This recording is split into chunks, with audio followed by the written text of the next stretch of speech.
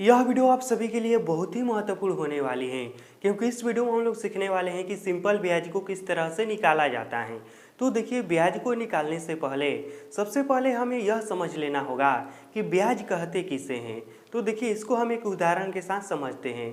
तो मान लीजिए हम कहीं पर एक जगह से दूसरे जगह पर जाते हैं, किसी भी गाड़ी से जाते हैं, तो जो उसका किराया लगता है या भाड़ा लगता है तो हम उससे भाड़ा देते हैं ना गाड़ी से जाने के बदले में।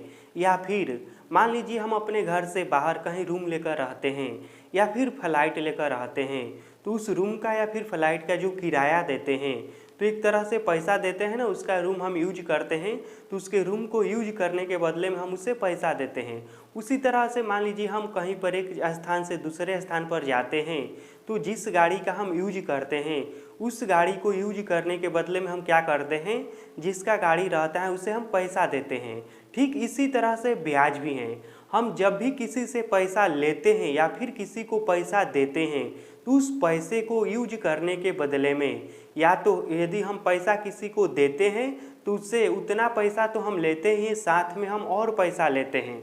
मान लीजिए कि हम किसी को 500 रुपया दिए, कितना दिन के लिए दिए, तो मान लेते हैं कि हम 4 महीना के लिए किसी को 500 रुपया दिए। तो हम उससे जिसको दिए हैं, मान लेते हैं कि राम को दिए हैं हम 500 रुपया 4 महीना के लिए, तो राम से हम 500 रुपया तो लेंगे ही लेंगे, लेकिन साथ में इसके अलावा ये जो 500 रुपया दिए हैं ना, इसका भी हम किराया लेंगे। और मान लेते हैं कि हम 500 कितना लेंगे, तो आने वाला समय में हम इससे 500 न लेकर 4 महीना बाद हम 510 रुपया लेंगे। तो यह जो 10 रुपया एक्स्ट्रा हुआ ना, इसी को ब्याज कहते हैं। या सिंपल भाषा में यह कहे कि पैसे पर जो रेंट लिया जाता है या फिर किसी को पैसा देने या लेने के बदले उस पर जो एक्स्ट्रा पैसा लिया जाता है उसे ही ब्याज कहते हैं। अब यह समझिए कि इस पर प्रश्न किस तरह से आता है। तो यहाँ पर प्रश्न है कि 1800 रुपया का 5% की दर से 3 वर्ष का ब्याज निकाले। तो यहाँ पर देखिए, ब्याज वाला जब भी प्रश्न रहेगा ना, तो उसमें मुख्य रूप से 3 चीज़ें जरूर दिया रहेगा। पहला दिया रहेगा रुपया, कि कितना रुपया हम किसी को दे रहे हैं या ले रहे हैं।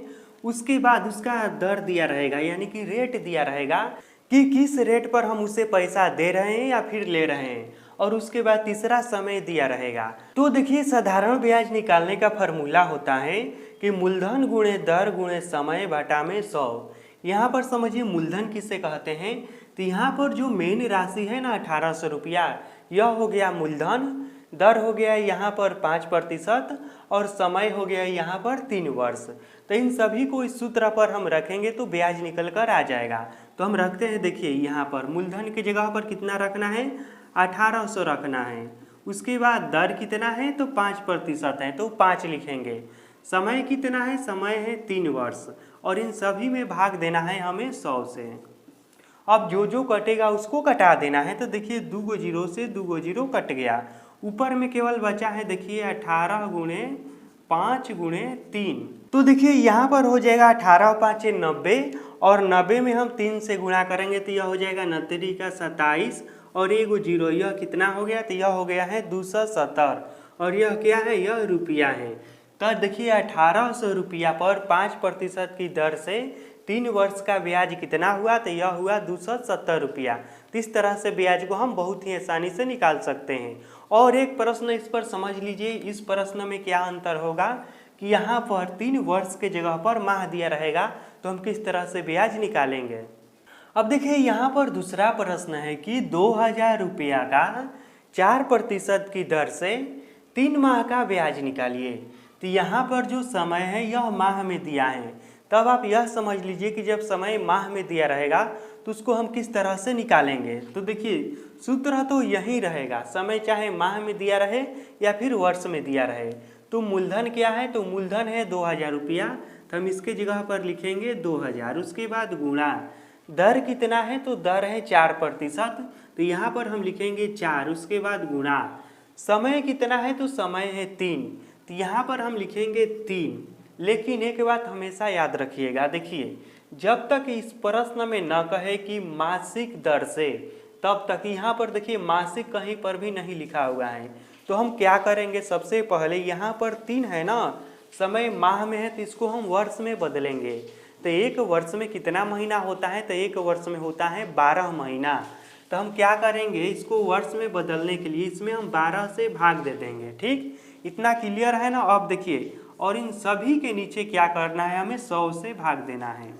यह तो सूत्र में ही है। अब इसको कटाइए तो देखिए 2 जीरो से 2 जीरो कट गया, और भी कटेगा। देखिए यहाँ पर 3 से 12 कटेगा 4 बार में, यह ऊपर 4 है, यह नीचे 4 है, इसलिए यह भी कट गया।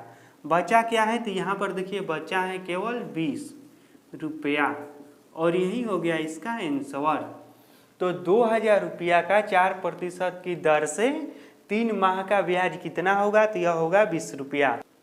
तो इस तरह से जब समय माह में दिया रहेगा तो उसे सबसे पहले हम वर्ष में बदलेंगे और उसके बाद इस सूत्र को लगाकर उसका साधारण ब्याज निकालेंगे।